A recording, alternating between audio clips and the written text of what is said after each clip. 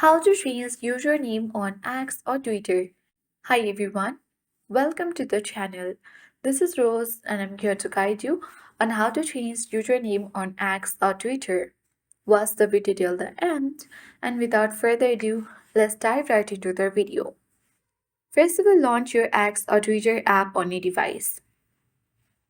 Make sure to log into your account. Head towards your profile icon at top left corner of the screen.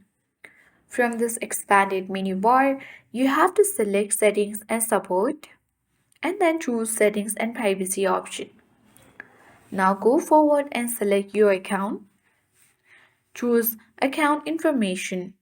And on your account information section, simply you have to select your username. Currently, your username has been set to this. You can simply delete this one and you need to simply enter a new one. You need to check whether the username has been taken or not. If it is not taken, then it will show you the verify sign at right corner of your username. After that, select the done button at bottom right corner of the screen. And then your username will be successfully updated.